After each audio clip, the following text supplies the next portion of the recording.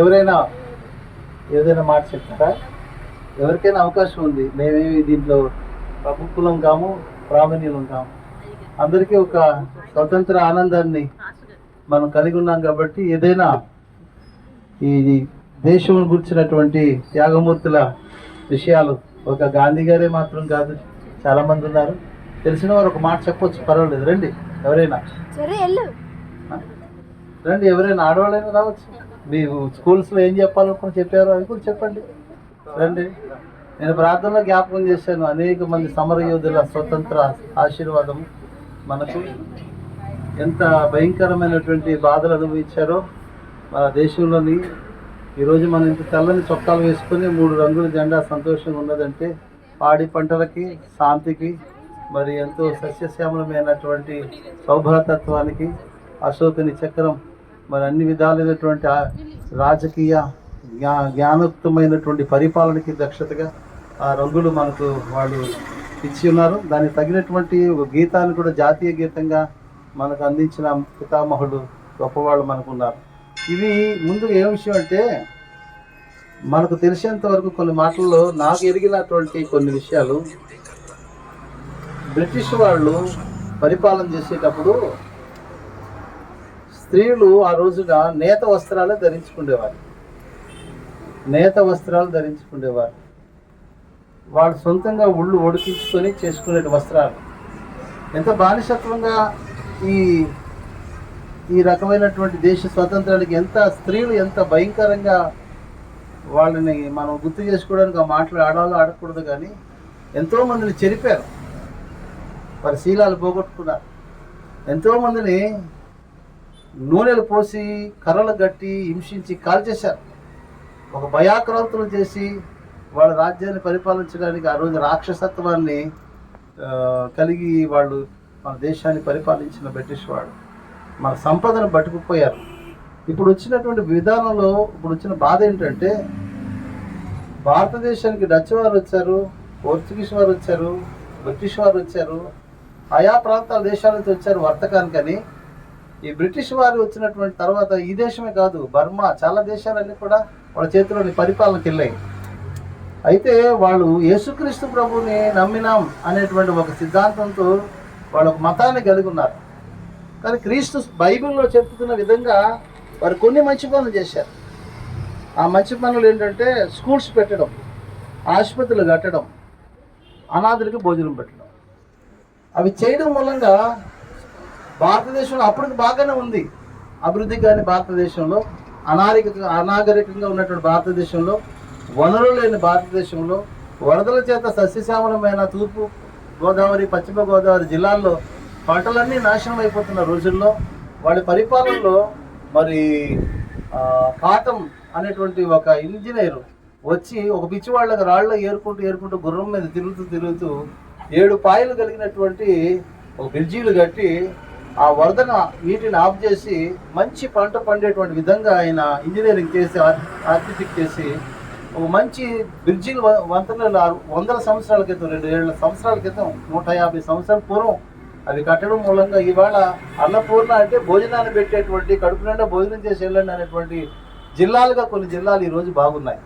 అవి కొన్ని మంచి పనులు చేశారు. ఇక్కడ ఉన్నటువంటి విషయం ఏంటంటే, అంటూ ముట్టు అనేటువంటిది అసలు నాగరికతలో వెనక్కి తోసేసినటువంటి కొన్ని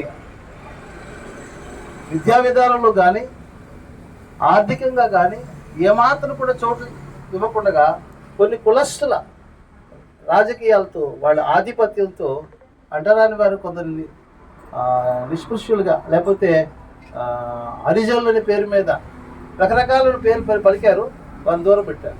ఒక పశువుని కోసుకొని తినడమే. ఒక పశువు చచ్చిపోతే అది ఈడ్చుకొని వాడే వెళ్ళాలి. వాడు చెప్పులు వేసుకోకూడదు, వాడు తల కత్తిరించుకోకూడదు. ఒక కత్తి, మా కొత్త వలసలో ఒక ముసలాయన చెప్పేవాడు, ఒక కత్తి బంగ్లా అయిన దగ్గర అది అంటే బదులు తెచ్చుకుంటారట బాబు ఒకసారి బట్టి ఎప్పుడో రమ్మన్నాడు అట. ఆ కత్తి తీసుకెళ్తే ఆ హరిజన కాలనీలో, మాలపేటలో ఒకరికొకరు గడ్డం తీసుకుంటేవారు అటు హరిజనులు 50 సంవత్సరాలు 60 సంవత్సరాల క్రితం, మొన్నటి వరకు. ఈ స్వతంత్రం వచ్చిన కొత్త రోజుల్లో 10 ఏళ్ళకి. అంటే అంత భయంకరమైన పరిస్థితులు ఉన్నటువంటి వారికి ఈ బ్రిటిష్ వారు చేసిన గొప్ప విషయం ఏంటంటే, ముందు భోజనం పెట్టింది. భోజనం పెట్టారు. వాళ్ళ తరపు నుంచి కొందరు మిషనరీలు రావడం వల్ల దేవుని ప్రేమను వారి పరిపాలింపజేసి అనుగ్రహించి దేవుడు వాళ్ళని పంపితే ముందు భోజనం పెట్టారు, తర్వాత వైద్యం చేశారు, తర్వాత విద్య ఇచ్చారు. ఈ దేవుణ్ణి వాళ్ళున్న నివాసాల దగ్గర వాళ్ళకి ఈ సౌకర్యాలు కలిగించి వారికి చేయూతనిచ్చారు. వీళ్ళకి దేవుడు లేడు, ఏ మతం లేదు, ఏ బొమ్మ లేదు, ఏ కోవిల లేదు. ఆ తర్వాత చాలామంది నారాయణమూర్తి గారు కానీ మరొకరు కానీ కేరళ నుంచి కానీ మద్రాసు నుంచి కానీ చాలామంది ఈ పరిచర్యలకు ముందుకు వచ్చారు. వాళ్ళందరూ నిలవేశారు, బ్రాహ్మణులు కూడా ఇందులోకి వచ్చారు. ఎందుకు ఈ విషయాలు చెప్తున్నానంటే ఈ క్రైస్తవ్యం ఈరోజు బ్రిటిష్ వాళ్ళది అంటున్నారు, ఇంగ్లీష్ వాళ్ళది అంటున్నారు. క్రీస్తు సర్వలోకానికి రక్షకుడు. మన దేశంలోని మన ఈ దేశంలో పుట్టిన వాళ్ళం క్రైస్తవులారా మీరు వెనక్కి వెళ్ళిపోండి, మీ దేశానికి వెళ్ళిపోండి అంటున్నారు. ఎక్కడుంది క్రైస్తవ్యానికి దేశము? అందరూ యేసు ప్రభువును విశ్వసించి వాళ్ళందరూ ఒక దగ్గర సమిష్టిగా జీవిస్తున్న రోజుల్లోని అంత్యకలో ఉన్నటువంటి క్రైస్తవుని వీళ్ళు క్రీస్తు వారని పిలిచారు. వాళ్ళు క్రైస్తవులు అయ్యారు. క్రైస్తవులకి ఎక్కడ దేశం ఉంది? దేశం అనేది క్రైస్తవులకి ఎక్కడ లేదు. సర్వ ప్రపంచంలో క్రీస్తుని విశ్వసించిన వాడు క్రైస్తవుడు. క్రైస్తవులకు దేశం ప్రత్యేకంగా లేదు. ఆ కెనడా దేశంలో క్రిస్మస్ కూడా చేసుకోకూడదు. క్రిస్మస్ అని పేరు తీసేశారు. క్రిస్టియన్ దేశాలు అంటున్నారు, నేను వెళ్ళి చూసొచ్చాను కాబట్టి. క్రైస్తవ దేశాలుగా లేవని అనేకమైన విగ్రహారాధనతో నిండిపోయి అమెరికా, దుబాయ్లో కూడా భయంకరమైనటువంటి విగ్రహారాధనలు వచ్చినాయి. నేను ఎందుకు ఈ మాటలు చెప్తున్నాను అంటే మీ అందరికీ ఈ క్రైస్తవ విశ్వాసంలోకి నడిపించినటువంటి ఆ పరిపాలన చేసేటువంటి బ్రిటిష్ వారితో వచ్చినటువంటి ఆ మిషనరీల ద్వారా ఈ అస్పృశ్యతగా ఉన్నటువంటి ప్రజలకు అందినటువంటి అనాగరికంగా ఉన్నటువంటి వాళ్ళకి అందిన సౌకర్యాలు బట్టి వారి క్రీస్తు దగ్గర రావడం జరిగింది. ఆ బ్రిటిష్ వారి పరిపాలనలో తహసీల్దార్గా చేశారు, ఎస్ఐలుగా చేశారు, ఆఫీసర్లుగా చేశారు, హరిజనులుగా, అంటరాని వారుగా, దళితులుగా పిలువబడ్డం ఆ రోజుల్లోనే. ఆ తర్వాత అది అలాగ విస్తరించి అనేకులు విన్నారు.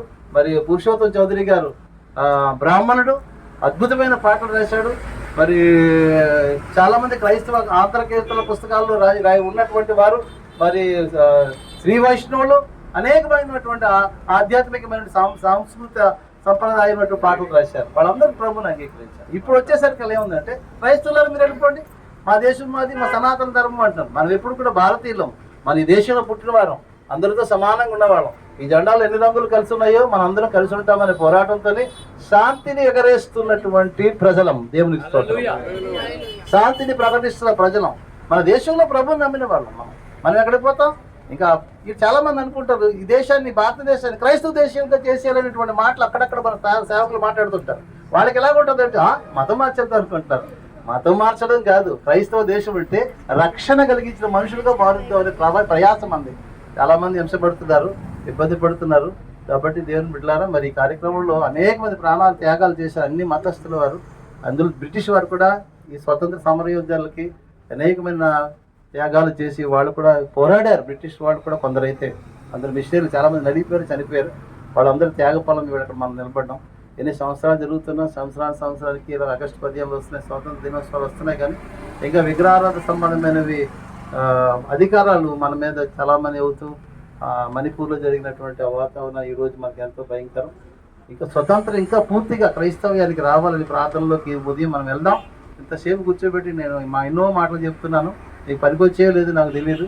వీటన్నిటికీ కూడా దేవుడు మనకు ఆధ్యాత్మికమైన స్వతంత్రాన్ని ఇచ్చాడు. ఆ స్వతంత్రాన్ని ప్రకటించడానికి మన దేశం స్వతంత్ర భారతదేశంలో ఎక్కడికైనా పరిగెత్తి పనిచేసే సేవకులుగా కొన్ని మాటలు మనం తెలుసుకుందాం, ఉజ్జీవింపబడదాం.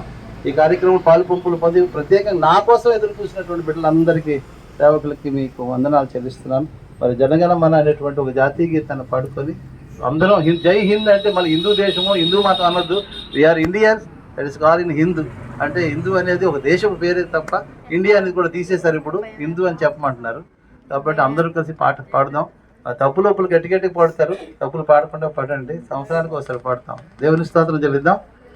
చిన్న అయ్యగారు మాట చెప్తారా? సరే, ఏదో ఒక పాట పాడాలి కదా, మరి జనగణమన పాడదు. మరి స్కూల్లో ఏం చెప్తారో స్టాండర్డీస్ అది చూద్దాం. అయ్యో జాగ్రత్త చూసుకోండి మీరు. అటెన్షన్కి వెళ్ళారు. Attention, every one must be attention. You are all educated and qualified persons. You are respecting your flag and your country. I believing that. Especially నిజంగా చెప్తానండి, భారతదేశంలో మనస్ఫూర్తిగా దేశాన్ని ప్రేమించి ప్రార్థించి సస్యశ్యామలంగా ఉండాలని కోరుకునే ఒకే ఒకడండి క్రైస్తవుడు. వాళ్ళకి ఎవరికి అర్థం కావట్లేదు.